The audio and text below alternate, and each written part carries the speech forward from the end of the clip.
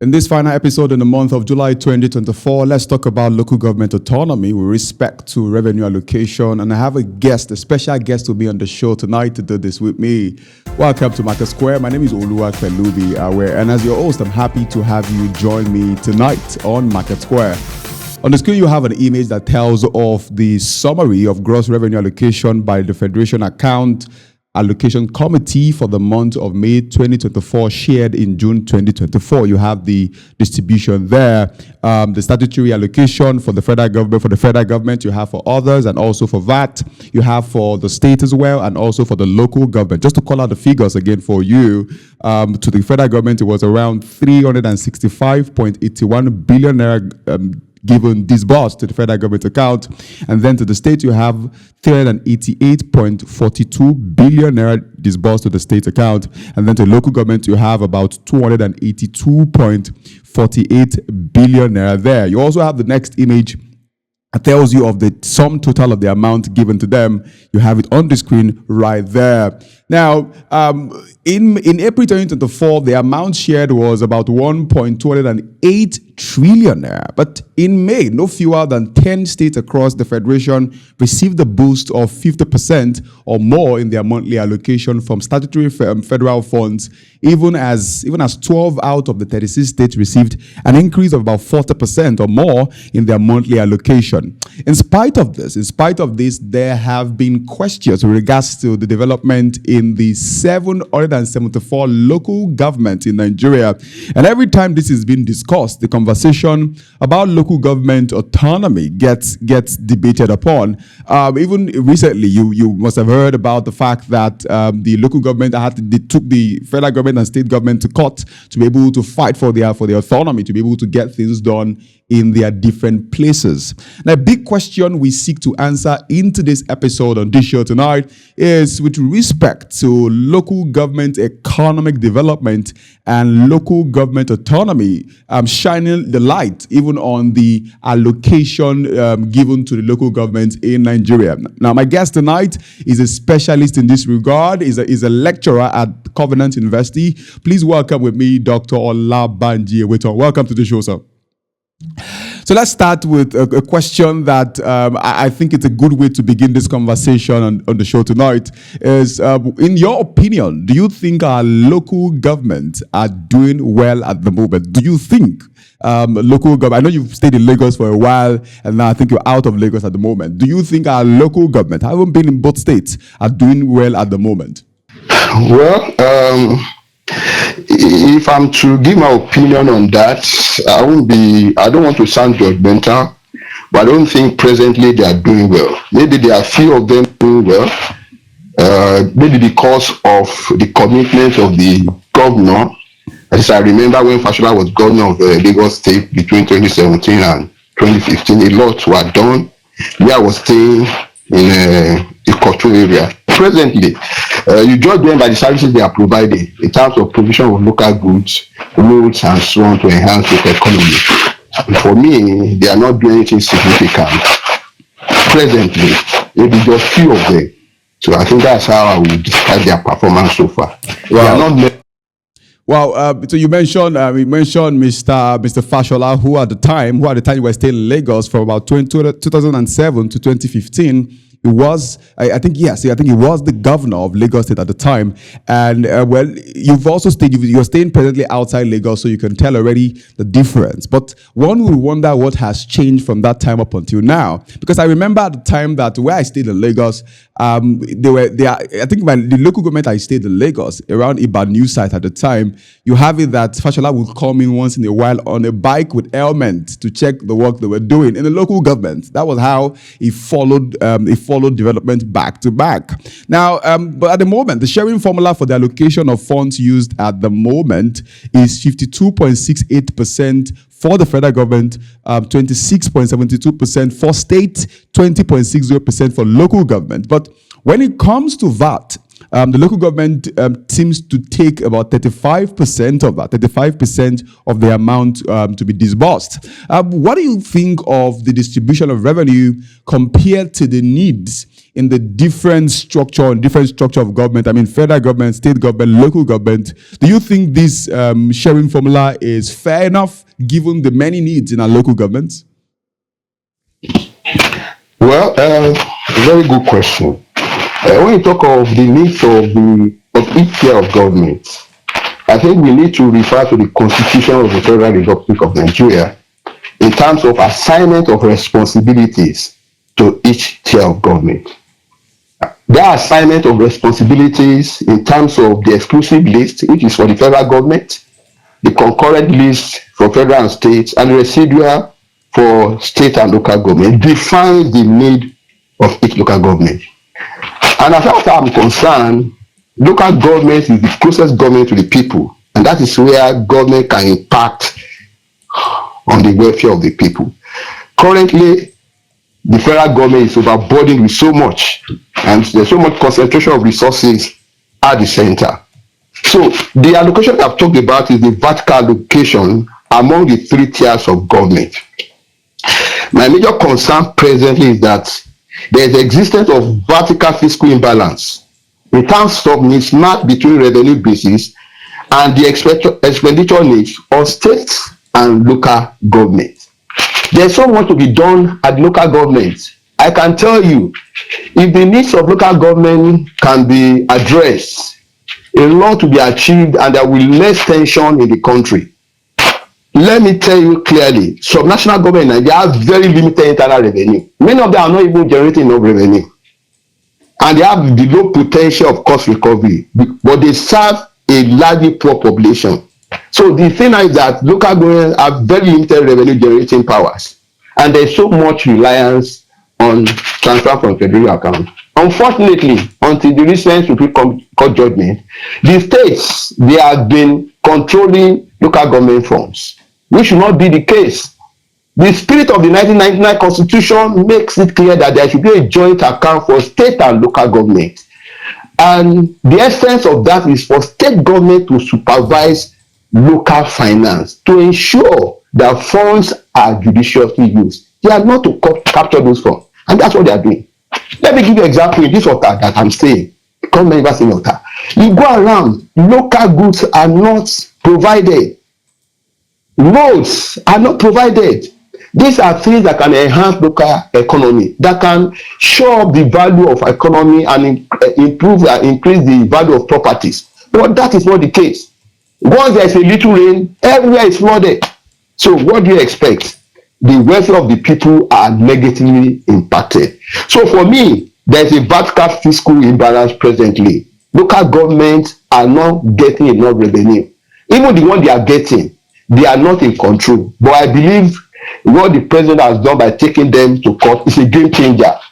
And going forward, we should be able to take local government accountable, demand for accountability at that level of government. Thank you. Well, I think accountability is a critical thing here, because you rightly mentioned that the president is taking them to court and is trying to make things work there. The Supreme Court recently affirmed the financial autonomy for the local government system and directed that the financial allocations meant for running all the 774 local government areas in the country be paid directly to them. So do you think that the local government autonomy that was declared by the Supreme Court when talking about economic development will it help in any way? Well, for me to evaluate the performance of the governor, it will be in terms of the quality of life at local governments. What is the quality of life at local government? The problem now is local governments are not doing what they're expected to do. Apart from focusing on markets and collecting fees and rates, they are basically not doing anything. I mentioned Fashola because where I stayed in Lagos, Ikotun area, Igbe precisely, local roads were provided, and that contributed to local economy in that place. Many of the properties in that particular areas are appreciated. Wow. I was a resident there. Wow. So I can only talk about Lagos State that I was sure. As for the state that I am, in all fairness, I can tell you from the altar that I am, I don't see anything happening. The local government in this altar, they are practically not doing anything. That's the And that's story. why I said, with this new Supreme Court judgment, we will hold local governments accountable for their responsibilities. Okay, now let's now look at the revenue side, because it looks like there is a lot of jubilation in the camp of the local government council saying, now we have won, now we have won. But let's look at the revenue side of things. The total revenue for the month of June was 1.354 trillion naira. It represents about 213 billion naira increase from what it was in the month of May, which was 1.143 trillion naira. Now, is this the level we should be as a nation? Is this the level we should be as a nation in terms of revenue? And can this revenue that we have at the moment, can it sort our needs and even help us pay our debts? Yes, I will take my bearing from the current budget, 2024. The total expenditure in that budget is 28.7 trillion naira. The projected revenue is 19.7 trillion naira. Exactly. The deficit is about 10 trillion naira. So clearly, government is not generating enough. Even the limit that has been set at that 19.7 trillion naira, I doubt if they can attain it. Going by what is happening, already we are having issues in the oil sector in terms of oil being drilled per day. So apparently, even from federal government financing, it is clear that there is a large gap between expenditure and revenue, and we are not doing enough. Presently, what are the major sources of government revenue? It's dominated by taxes and royalties from mineral resources, and we still have malpractices in that sector. All revenue from export, import duties and tariffs. So we are not generating enough. Even our revenue from tax is very, very low. For Nigeria, for example, tax revenue to GDP ratio is just 9.4% as of 2023, which is far below the average for African countries, which is 15.6%. So that means we are not even generating enough.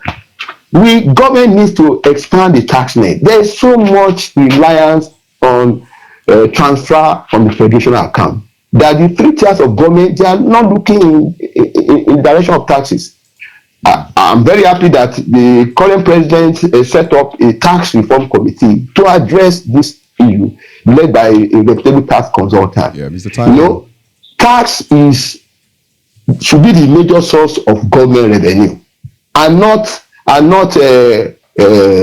revenue from oil exports and so on and so. But we are not looking in that direction, and that's a major problem. So government must address the issue of expanding the tax net to bring in more people. There are many taxes that are yet to be explored in Nigeria. You go to Abuja, you see Abuja dotted over with properties worth billions of naira. They are rotting away.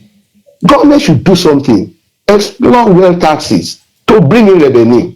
When these people are made to pay taxes, I'm telling you, they will have a rethink before they invest in property. And so government for me presently is not making enough, and that's why we have that debt. And as we continue to have this deficit everywhere, we will continue to borrow, and we don't even have a debt sustainability policy to ensure that whatever we are borrowing, we can pay back. That's a major problem, and it will keep impacting on the national economy and the local economy. Thank you. Dr. Olabanji, I can imagine the countenance of somebody who listened to your last response, and I can imagine the person frowning at you now, because the present government seems to favor taxing the people and giving hikes here and there. We've seen many things happen this year. I'm given the present hardship of the people, even that is even mobilizing people to want to come out to say, see, we're going to protest against hunger. We're going to protest against hunger, and that is scheduled to happen from the 1st of August. I believe from the 1st of August, I believe, to about the 10th of August. I think. So, do you think that asking government to tax the people the more is the right way to go, or you want to shed more light on what you mean by expanding the tax net? Okay, on the tax issue, let me clarify. When I talk about taxation, government can focus taxing the wealthy and the rich. Are you getting me now? Okay. Tax, there is what we call qualitative aspect of taxation. Are you getting me now? Okay. That will not impact negatively on the poor. That's what I'm talking about. Now, in terms of, the simple supply side economics teaches us that government can use tax rebates to encourage production, to encourage people to grow the economy. Maybe in the area of small and medium enterprises, to grow that sector, because on the long run, it's going to be a win-win situation for government. When government is able to promote businesses, small businesses, and so on and so forth, government will, at the end of the day, make more money. So when I'm talking about taxation, I'm suggesting that it should be a qualitative approach, not one that will impact negatively on the poor, but taxes that are imposed on the wealthy. I mean, you have people who are flying jets, you have people who have properties worth billions of naira. They are not paying tax. In fact, in Nigeria, the rich don't pay tax. Right. And that is the direction we have to look into. We need to look into that direction to ensure, I mean, in developed countries, you cannot expect tax. If you don't pay tax, it's a criminal problem.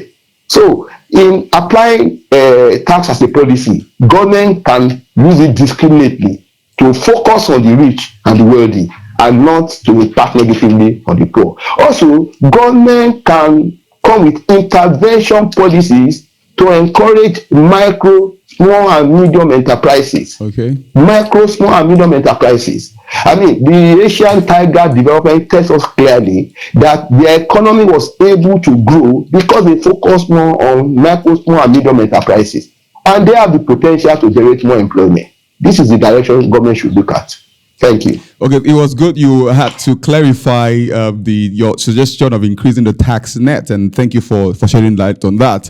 And a final question for you on the show tonight is: what areas can the government explore to increase revenue? What are the areas the government can look into to increase our revenue? Yes. Okay, we talk about local economy. That is activities at the local government level. So what are the activities? First of all, let's identify those activities. Majorly, you talk of micro and small enterprises. Micro and small enterprises. These are enterprises that the capital is no more than maybe 500,000, 1 million, 2 million, and so on. Like, for example, all those that are producing pure water, for me, they are small businesses. So my expectation is that the federal government can work with local government to create intervention funds, special intervention funds to support these small and micro businesses. Let me tell you, before you can tax somebody, like you said, that person must be generating income. Sure. If he's not generating income, you cannot tax him. So special intervention funds to promote their businesses, with local government having adequate record of those that are doing businesses in their local government. This is what they should do. So special intervention funds for the various businesses to assist them. Also, technical assistance in terms of advising them on how to keep their accounts. But many of them don't keep records. And if they don't keep record, there is no way they can determine whether they are making progress or not. So technical assistance in terms of business support services to assist them in order to have a business that there is a proper account. At the end of the day, they can determine whether they are making progress or not. And again, another one is that government must encourage registration of micro businesses. They can make it simple. It doesn't need to be elaborate.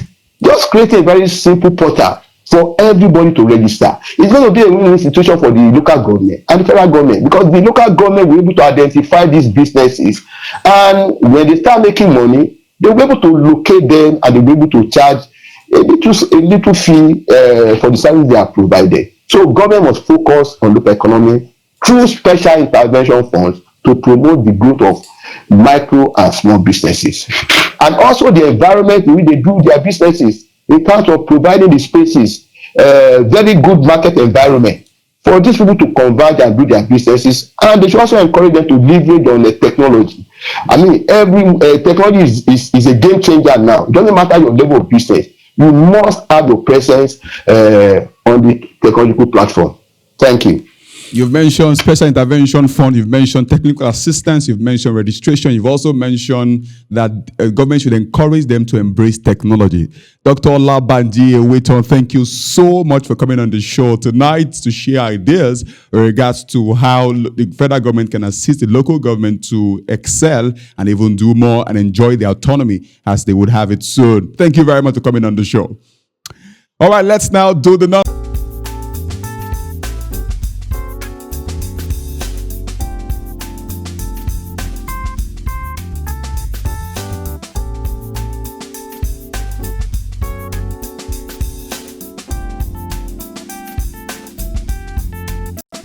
Yesterday, the 29th of July 2024, the all-share index lost 0.07% to close at 98,132.15 points, following a 1.95% loss registered on Friday last week at 98,201.49 points. Investors saw their wealth increase yesterday by 111.76 billion naira as market capitalization increased to 55.72 trillion naira, while the year-to-date return stood at 31.24%. UBA was the most traded in volume, contributing about 18.21%, while FBNH, First Bank Holdings, and Access Group followed closely. The value chart shows that Seplant contributed the most with a 31.14% share. UBA and JITCO followed closely. On the foreign exchange market yesterday, the 29th of July 2024, the NatFest rate depreciated by 1.05% from 1,589.50 naira per dollar to 1,606.32 naira per dollar. And that's a lot of difference there. I really cannot tell when last we hit 1,000 and 1,006. I really cannot tell, but that's quite a lot. Now, whilst the Bureau de Changes also had to give us a report that the value depreciated by 0.56% from 1,586 naira per dollar to 1,595 naira per dollar. Next issue before us is to discuss about Fitch agency report. Fitch Solutions has said Nigeria's rising inflation, which at the last time it was published hit 34.19%, has already peaked and would begin to moderate and most likely end at 25% by December 2024. You have the image on the screen right there by Fitch, published yesterday, the 29th of July 2024. Now, Fitch is a credit ratings commentary and research company, and that company stated that food prices will stay high due to weak domestic production caused by insecurity in the agricultural regions and adverse wealth conditions. Remember on the show I mentioned to you that the federal government declared a 150-day duty-free holiday for import of foodstuffs. But this report by Fitch is quite disturbing. Just reviews what has happened before now and why the inflation rate was as high as it was for the month of June 2024. Speaking of food prices, the prices of major staple foods in Nigeria, such as beans, yam, potato, plantain, tomatoes, have risen by over 250% in the last 1 year. So far, it's risen over 250%. If you've been to the market recently, you can attest to this reality. On Viewpoint yesterday, I mentioned with regards to this, where I said that and the cost of getting a tuber of yam is now a lot. It's now a lot to get a tuber of yam. You could spend about 7,000 naira getting a tuber of yam. Now, according to latest food prices by the MBS, these figures, this percentage I mentioned that it's over 250% is real. Let's talk about rice and beans. The average price of 1 kg of brown beans as of June 2024 stood at 2,292 naira to get 1 kg of brown beans, which represents a 252.13% increase year on year. If you compare what it was in the month of in the year 2023, still in June it was sold for 651 naira. Can you imagine? 651 naira in June 2023, and at this time in the country, it sold for 2,292 naira to get 1 kg of brown beans, which represents a 14.11 increase even on a month-on-month basis from what it was in the month of May. It was around 2,000 in the month of May, but it rose in the month of June 2024. Also, the average price of local rice rose by 179.97% from 208.20 naira in June 2023 to 1,702 naira in the month of June 2024. This increase in food prices may continue to strain household finances, worsen poverty, and suppress private consumption in the quarters ahead. And these are predictions that are easy to put together because of how high things have gotten already. I mean, somebody whose salary is still the same from what it was last year. Maybe it was any 80k last year, and he could get brown beans for 659 naira, I believe. And now it's now 2,000 naira. It's now 2,000 naira. That person, what that would do for somebody who has a wife and kids, that would reduce their consumption, put a lot of stress on the family, and can even increase poverty in the country. As per fixed investment, the report by Fitch has it that fixed investment will grow by 7%, but will just add about 1.0 pp to headline growth in 2024 growth report. Now that suggests that spending by businesses on physical assets like machinery, like equipment, like buildings will increase to an extent, but will not increase relatively to what we should have. So when you talk about fixed investment, you're talking about machinery, you're talking about equipment, you're talking about buildings. That will increase, given the prediction by Fitch, that will increase, but not increase to the extent that it will impact the condition in the country. Now, this global firm also projected that Nigerian economy will expand by 3.0% in 2024, up from 2.9% in 2023, and will most likely hit 3.5% in 2025. Now, this is some sort of a positive projection right here with regards to our growth in Nigeria. The growth rate of the Nigerian economy is projected to increase from 2.9% in 2023 to 3.0% in 2024. Our economic growth is expected to continue even into 2025 with a more significant increase projected to 3.5%. The projection is that there will be gradual progress but steady economic growth for Nigeria over the next couple of months. The Central Bank of Nigeria has also increased the cash reserve ratio in the last three MPC meetings, and that to an extent has reduced liquidity within the banking system, which has hindered businesses in the country. Talk about the manufacturing sector there. They've complained. In fact, Mr. Dangote, when he was given a speech during the Manufacturers Association of Nigeria's meeting, mentioned that the increase in the MPR, the monetary policy rate, has affected a lot of companies and will not encourage them to be able to open their doors to employ more people, given the increase in the MPR. Given the latest soft squeeze by the MPC, I called the announcement in the last MPC meeting, I call it a soft squeeze. It's a squeeze nonetheless, but it's soft, because if you compare what the basis point that they have raised it over, the 800 basis points so far in the last 4 meetings, but the last one was 50, they raised by 50 basis points, so I call it a soft squeeze. Inflation will most likely remain on its downward trend. These are projections which I connect to actually, averaging about 18% with a more stability in the foreign exchange market. A final part of the report by Fitch is that a portion of Nigeria's crude production will continue to grow this year and will be directed from the export market to domestic refining, capping export growth. Once the controversy around Dangote refinery drops, it gets into full operation. What that will do is it will boost net exports in 2024 and will further lower Nigeria's dependence on imported fuel. There's an update on the refinery. Which came to fore yesterday evening. You're going to have it projected on the screen right now. That the federal government has instructed the Nigerian National Petroleum Company to sell crude oil to Dangote refinery exclusively in naira. You're going to have it projected on the screen right now. A screen grab of the Twitter post by Mr. Bayo Nonuga there. He says that it's on the screen. Let me read it out quickly for you. President Tinubu offers lifeline to Dangote refinery, NNPC to sell crude to Dangote in naira. To ensure the stability of the pump price of the refined fuel and the dollar-naira exchange rate, the Federal Executive Council today adopted a proposal by President Tinubu to sell crude to Dangote Refinery and other upcoming refineries in Nigeria.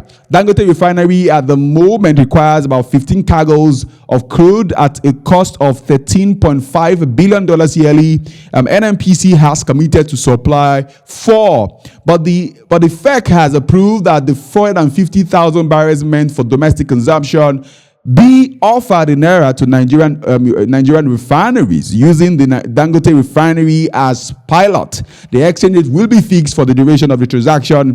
Afrexim Bank and other settlement banks in Nigeria will facilitate the trade between Dangote and NNPC Limited. This is a game-changing intervention that will eliminate the need for international letters of credit. Now, this is quite an encouraging report to get, given the controversies in the last couple of weeks. This is so refreshing to see, and will only bring about a positive impact on how investors see our country as a country open to investors coming in and making things happen here.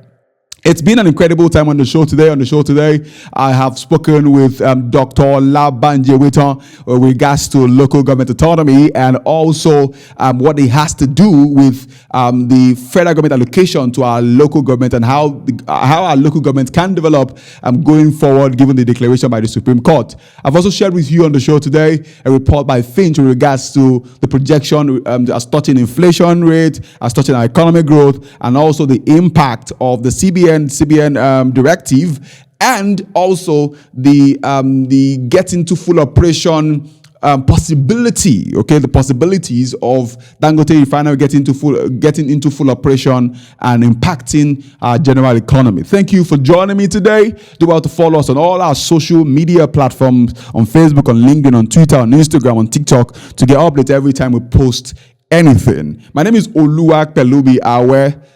I look forward to seeing you on the next